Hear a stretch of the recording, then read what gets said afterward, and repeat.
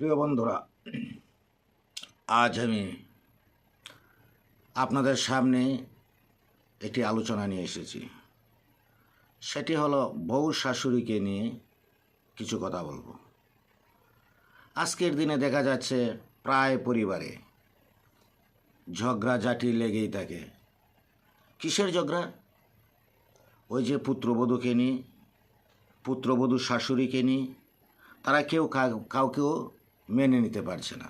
তার কারণ হলো শাশুড়ি নিজেকে জাহির করতে চায় যে আমি ছেলের মা, আমি এই পরিবারের সব, আমার কথাই মেনে নিতে হবে, কারণ ছেলে আমার। সেই ছেলেকে আমি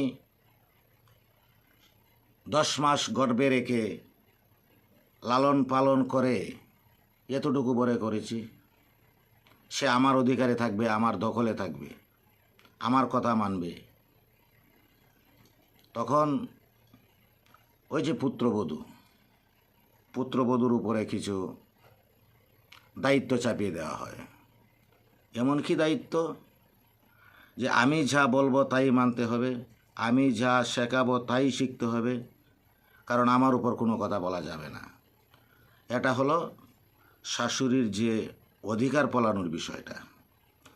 আর ওইদিকে ওই যে পুত্রবধূ, সে তো তার বাবার বাড়ি থেকে বাবা মা ভাই বোন আত্মীয় স্বজন সবার স্নেহ ভালোবাসা ত্যাগ করে তার স্বামীর বাড়িতে আশ্রয় নেয়।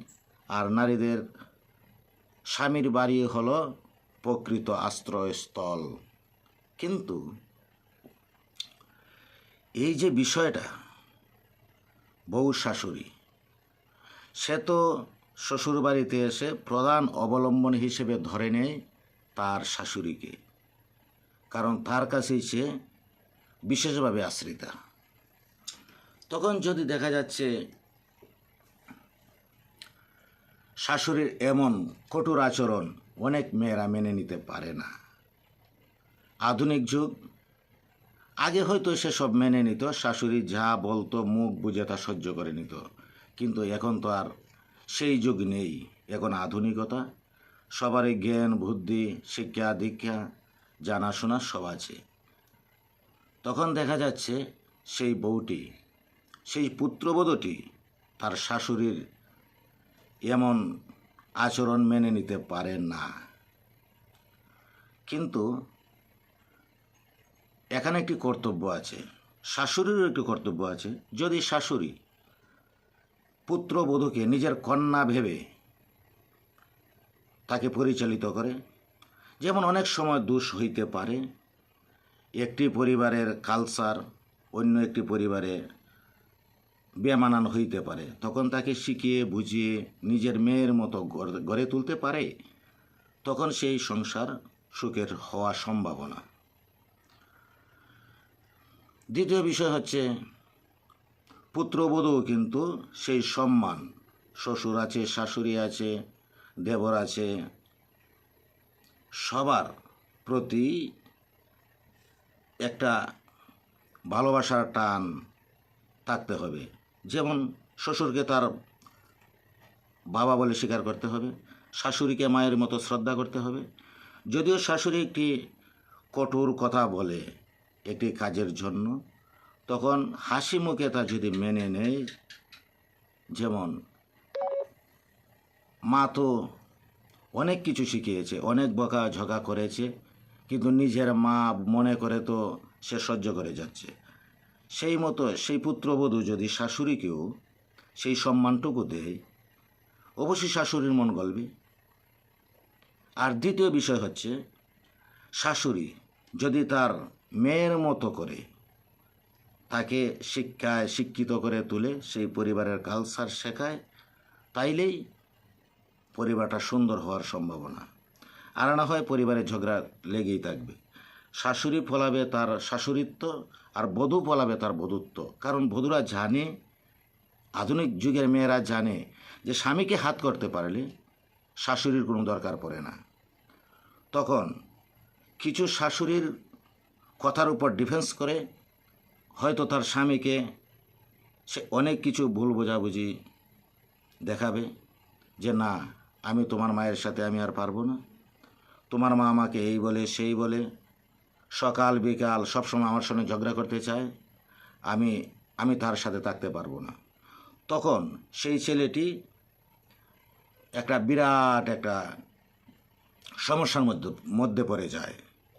কারণ হলো, একদিকে মাকে তো সন্তান কখনো ভুলতে পারে না, কিন্তু প্রতিদিন স্ত্রী যখন তার কানে এমনি করে বিষ ঢেলে যাবে, তখন সে নিরুপায়। তখন ছেলেটি এমন একটি অবস্থার মধ্যে পড়ে, কোন দিকে যাবে সে কি মায়ের কথা রাখবে নাকি স্ত্রীর কথা রাখবে? আর বিশেষ করে যখন একটি পরিবারে ঝগড়া হয়, বউ শাশুড়ি, তখন বউ তার বউয়ের কথা বলবে আর মা তার মায়ের কথা বলবে। মা বলবে, তোর বউকে এনেছিস, তোর বউ আচরণ ভালো না, আমার কথা সে রীতিমতো শুনতে চায় না। তখন ছেলেটি পড়ে যায় একটি বিপাকে, কোন দিকে যাবে। শেষ পর্যন্ত সে সিদ্ধান্ত নেয় যে স্ত্রীকে তো ছাড়া যাবে না, হয়তো তার সন্তান হয়েছে, ছেলে মেয়ে হয়েছে, কিন্তু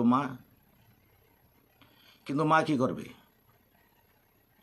তখন এই জিনিসটাই আমি বলছি যে একটা বুঝার জিনিস, যে শাশুড়ি বুঝতে হবে তার মেয়ের মতোই তাকে লালন পালন করতে হবে, তাকে বুঝিয়ে রাখতে হবে। কারণ সংসার তো ছেলের। মেয়েদের এই যে একটা অবস্থা, প্রথমত বাবার বাড়িতে থাকে, সে বাবার কাছে লালন পালন হয়ে বড় হয়। তারপর আসে তার যৌবনে তার স্বামীর ঘরে যায়। স্বামীর ঘরের কিছুদিন কাটানোর পর ছেলে সন্তান আসে, সন্তান বড় হয়, বড় হলে আবার সে তার সন্তানের হাতেই পড়ে। আবার সেই সন্তান যদি তার স্ত্রীর কথায় তাকে ছেড়ে অন্য সংসার করে, তখন সে যাবে কোথায়? সেই জিনিসটা ভাবতেই আসলে অবাক লাগে। দেখতেছি অনেক অনেক বাবা মা এমন অবস্থায় পড়েছে। ছেলে বিয়ে করেছে, পুত্রবধূ এসেছে, মনে মনে আশা আছে যে আমরা এখন তো চিরসুখী, কিন্তু না,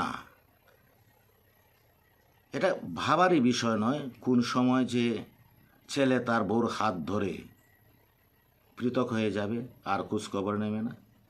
কিন্তু এ বিষয়টা বুঝতে হবে, জানতে হবে, শাশুড়িকে মানতে হবে। তার পুত্রবধূ যদি একটি ভুলও করে, তাকে সংশোধন করানোর জন্য হাসি মুখে, শাসন করে নয়, তাকে বোঝানো দরকার যে মা, ওই জিনিসটা তোমার করা ঠিক হয়নি, ওই জিনিসটা অমনভাবে করো। আর পুত্রবধূদেরও একটি কর্তব্য আছে, আমি আগে এটা উল্লেখ করেছি।